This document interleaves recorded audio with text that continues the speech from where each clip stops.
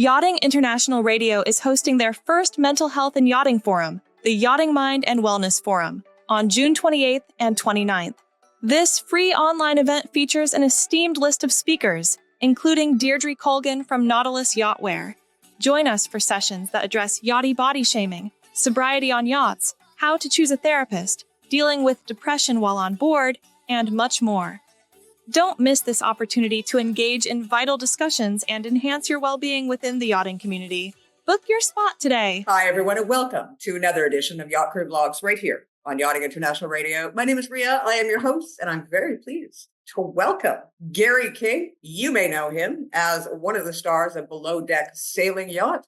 I know him as a kid who used to hang out and party with me and my daughter back in the day. Gary, welcome. Thank you so much. Happy to be here. Yeah, good to see you again. It's been a while. Yeah, it's been. I was calculating it just the other day because we've been having conversations back and forth on WhatsApp trying to arrange this. And it's been over 10 years since the last time that I saw you, aside from seeing you in the news. Yeah, right. I know, that's crazy. Where does time go? I was actually just speaking to my mama about that the other day. And it's 10 years. It feels like just the other day. And you said it's over 10 years now. I remember it clearly. Yeah. So scary. Yeah. Scary. When we did get in touch, I could actually picture the last table. It was in Palma. In Havana's. Yeah. Bar Havana. And I can picture you guys, you and Jerry, and I forget, I think Jerry's boyfriend at the time and somebody Jimmy. else, all sitting. Yeah, sitting at the table in exactly the same spot and the chairs. But yeah, funny. Oh, gosh. I'm actually still good friends with Jimmy. Funny enough, he's married now, if you must know. Yeah, so. Yeah. Good for him. Yeah. Everyone's moving on in life. And yeah, exactly. The older we get, I think that's the plan, really. I would hope so. Because I remember, I think you were a deckhand back then and you had just started. You were in your early 20s at that stage. Yeah, I would have been. Mid-20s, I didn't even know what boat I would be working on then. But yeah, I guess I was transitioning from a deckhand to a bosun to a mate at that stage, I'd say, yeah. But 10 years ago, I'd have to backtrack to see exactly what boat I was working on then. Well, you've come a long way. Yeah, thank you. Yeah, let's see. But it's been a good ride so far. I've loved the yachting industry ever since I've been in it, and I highly recommend it to people. Yeah, it is a great way to get out there, go and explore, meet people. You get paid to travel. I've loved the ocean my whole life, so it only made sense for me to work on yachts. What got you into Below Deck? Because it's funny. Yachting International Radio is all about the actual yachting community, and Bravo TV is all about mainstream media and reaching the general population. A lot of these kids that are coming on board today, they see being a yachty and working on yachts as what they see on Below Deck. Can you really define the difference? Because you've been both. So can you define the difference between what it is like as just a normal yachty going to work every day or someone who is a yachty on Below Deck? I think being a yachty in everyday life, you don't have as much pressure on you just due to the fact there's no cameras following you. I think that's it plays a big part, having cameras in your face. And generally a charter on a super yacht lasts roughly a week. Generally, they're not shorter than a week. It'll be either a week, 2 weeks, or 10 days. And with Below Deck, your charters are only 48 hours. So in this 48 hours, they try and do everything that they would do in a normal charter in a week. So you'd pick up the guest, you'd go for a sail, and before you've even anchored, you're getting stuff ready for a beach setup. Then it's a beach setup straight back to the boat, then a sail, and then we're sailing while the chef's cooking. Generally on super yachts, the owners or the charter guests want a good meal. They're not going to sail the boat hard until 1:30 till they have to eat lunch. There's a few irregularities in Below Deck, but most of what you get in the yachting industry. They've got to make a TV show out of it. The people that they employ on the show aren't really yachties. It's more people coming in for drama or for good TV, which makes my life a lot harder because I am a yachty and I know what the yachting industry entails. And I try and give the guests the best possible time they've had on a yacht. And when you've got people that's never stepped foot on a boat before, don't know the terminology, don't know how to do knots or anything like that. I was there once, don't get me wrong. But we're not going to hire someone. No captain in this world is going to hire, or chief officer is going to hire someone the day before charter starts that's never stepped foot on a boat, unless they're looking for that role. No, it makes for good TV, but at the end, it actually makes me look bad because I get frustrated when obviously you don't see everything that's on TV, and me explaining to people how to do things over and over again. It's, guys, we in charter season, surely you should know how to tie up a fender. And then they'll cut it and edit it, and then they'll show me getting frustrated with my deckhand, who I've told a million times or shown a million times. But in the TV show, it's only portrayed me showing her once or him once about the knot. So it makes me look bad. But at the end, I signed up for it, so I know what it entails. And yeah, that's it. But for the most part, it's pretty similar below deck as in normal yachting industry, I would say. What do you say to those people out there that say, once you're on below deck, there is no possibility that you're going to find work after below deck within the yachting industry as a whole? Do you believe that, or do you think that there's many out there? I'm actually taking the summer off, so I haven't worked since below deck, since we last filmed. I've been traveling and just been finding myself and living my best life. So I've got a few deliveries. I did a delivery to Greece, and now I go to Norway at the end of this month. But I have had a few job opportunities. So I don't know. I haven't actually put my name out there to have a permanent position. With it, while saying that, I still have had a few job opportunities as crew agents have sent my CV out. So I don't think it's made a big difference for me. But until I actually look for a permanent job, I couldn't give you a definite answer on that. But one thing on that, I would say if someone wants to join the yachting industry, I would recommend joining the yachting industry before Below Deck. Below Deck's a TV show. It's not the yachting industry. It's a TV show. It portrays people working on a yacht. It's not yachting. It's a TV show. That's the primary thing of it. And then it shows yachting. So if you want to do yachting, it's not going to be like Below Deck. You're not going to get tips like Below Deck. The guests aren't going to be as easy as Below Deck. The crew doesn't always get along well like they do. I don't think we do on Below Deck either. But yeah, I'd highly recommend doing the yachting industry, but definitely that before you want to get on the TV show. Unless fame's what you want and the yachting is not, then by all means, apply for the TV show. You've been known as a little bit of a ladies' man. And actually, I can verify that from even 10 years ago. You were a little bit of a ladies' man even then. Let me ask you, as far as relationships on board go, is that something that you would, not that you've ever steered away from it, but is that something that you would recommend others steer away from, is having relationships with those you work with in such close quarters? To steer away from that would be very difficult. If you've got feelings for someone on board, on the last boats I worked on, we were doing back-to-back seasons. So we would do the Mediterranean season, be here for 4 or 5 months, be a month in Palma or somewhere getting ready for the Caribbean, then 4 or 5 months in the Caribbean, then back here for a month. So in a year, you only get 2 months where you're not really working, where you can actually go on land and explore. So to steer away from a relationship on the boat is very difficult. You live and work with these people 24/7. And I guess that's why most of yachties find their significant other while they're working with them, because you're always together 24 hours a day, 7 days a week, and you don't get time to go off and meet other people. And if you do, you're not going to stay there very long. You might be in a place for a week, you meet someone really nice, and then you don't go there again for a year, maybe more. So it's very difficult to have a normal relationship outside of yachting. And I guess that's why most of my friends that are in relationships now, or all their girlfriends or boyfriends were or are working on yachts, because it's the same lifestyle. So yeah, it's not easy having a relationship, and that's why I'd say don't steer clear of it. But one thing I can say on that is you are stuck on a boat. So if things do go sour, there's not much space around for you. And it's not nice having conflict on a boat. You don't get your own personal space. There is no personal space on a boat.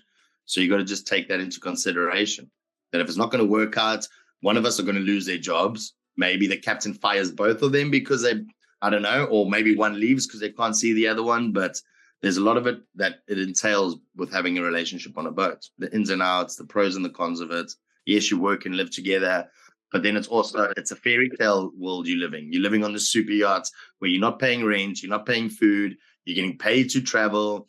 If you leave in the summer season, say I left now mid-June, came back in October, I wouldn't have to spend a cent, not 1 cent for 5 months.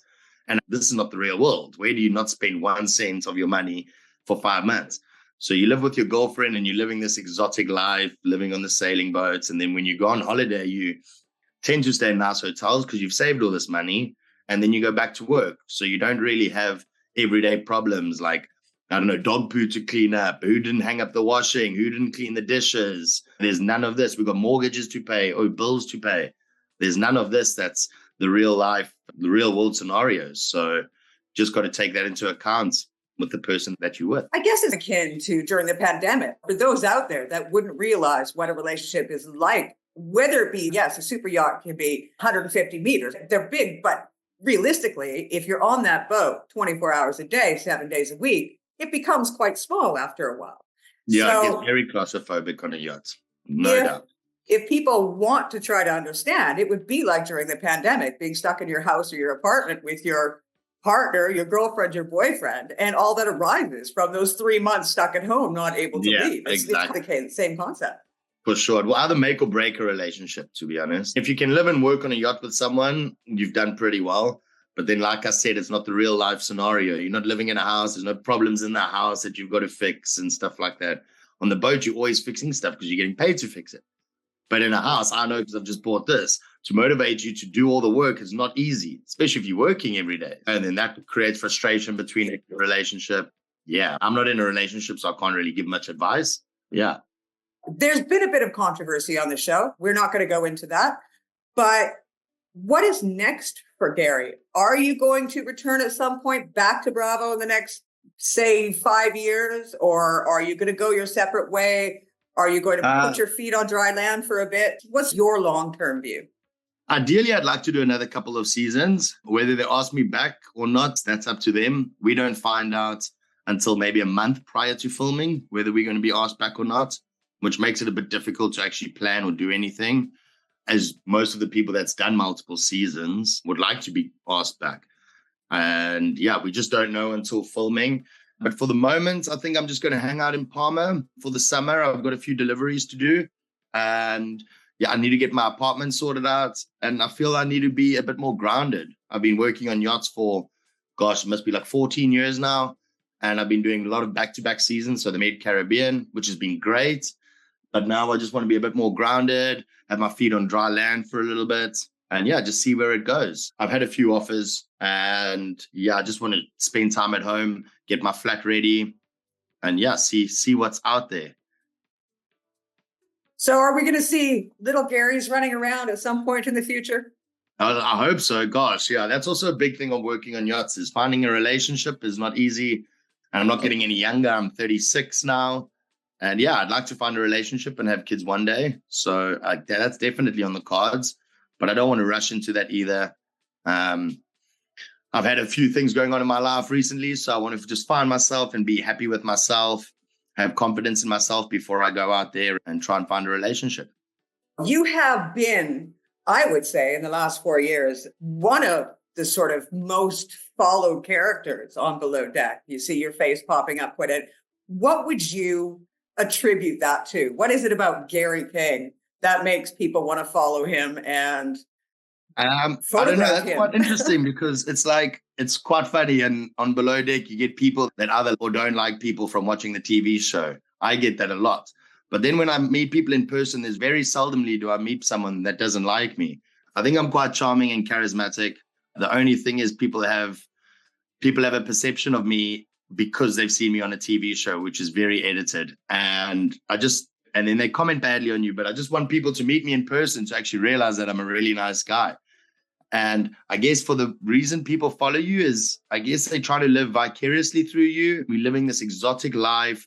We're working on this yacht. We're sailing around the world. I get to travel a lot more than most. And I guess this is a lot of people that don't have this opportunity that watch the show. And then they can follow me and see where I'm traveling all over the world. And it's quite a nice thing for them to be able to see what's out there, especially if they can't get out there. And yeah, ideally, I'd like to inspire people and show them good things, but it doesn't always come out that way. And if I get asked back for another season, that's my main objective. Honestly saying, unless you create a bit of controversy, unless you're a character that stands out, you're not going to be asked again on any show such as...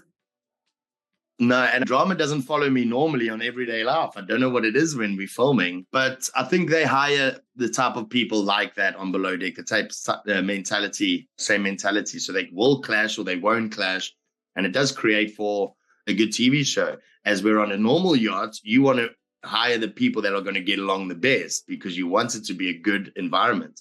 So I guess there's always going to be, a bit of drama and controversy if you do hire unlike-minded or like-minded people. And I guess, I don't know, maybe I'm a funny guy, and yeah, I guess I got to think about that one a little bit more. I have to say, when it comes to Below Deck, the entire franchise on Bravo, we are dealing with the younger end of the scale, generally speaking. We are dealing with beautiful people because you don't get a job on a yacht unless you are, quote unquote, beautiful. So it is a different sort of concept. We're not talking about middle-aged or older people. We are talking about young people that are just getting into the stride of their lives, discovering themselves. So they're bound to make a lot of mistakes. Correct. Combine that with the ultra-high net worth individual lifestyle, and it makes for some pretty compelling television for these kids just leaving home. I think this is why they've had like an almost 30 seasons now with all the franchises. I mean, I think there's 5 of them or something. And like the originals on season 13, we've done so many seasons, so it doesn't seem like it's going to go away anytime soon. It's a good TV show. People can escape to it. It's something that they would never imagine or experience. Like for me, coming from South Africa, the first time I saw a super yacht here in Palma, I was blown away. And it was, what was that boat called? I think Bonita Blue or something like that. That was on the Paseo, the one with the blue line. You remember with the varnish? It was always there.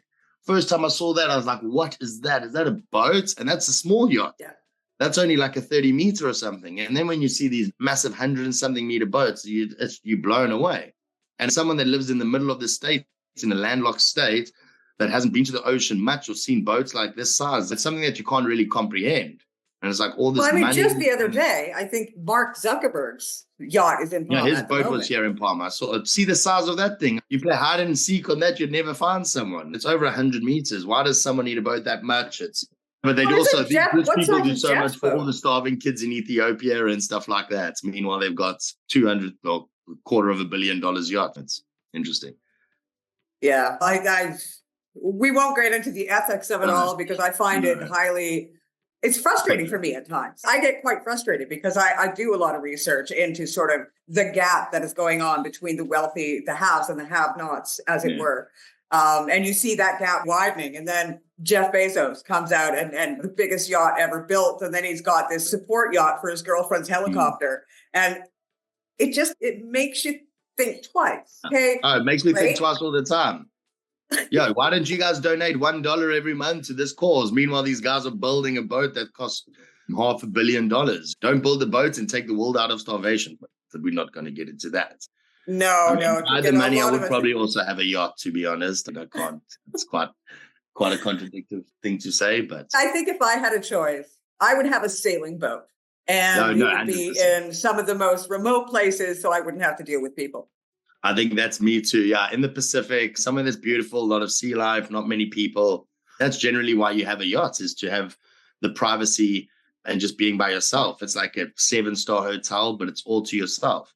But then you see all the boats go to the same places every single year. Same charter, same place, which I find very strange. We've had repeat charter guests that's gone to the same place year after year. It's like you were here last year.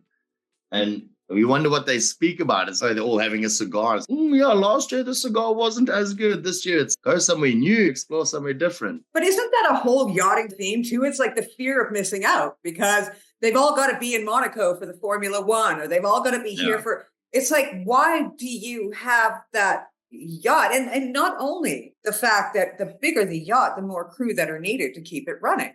So you're not actually getting away from life. You're just going onto the water with the other 50 people that you normally hang out with. Yeah, exactly. Yeah. There's no seclusion. There's no vacation about it. And then you start talking about security, and then the list goes on. And now we're talking cybersecurity is becoming such an issue now on yachts because anybody can take control of your yacht if you don't have that protected. And then it's just, it's insane. It's absolutely insane. But Gary, I want to say thank you for your time, and I hope that your fans do get to see you on Below Deck. again in a coming season. And to the listeners out there, I knew Gary prior to all this Below Deck Bravo stuff. And I have to say, yes, he is a ladies' man, 100,000%.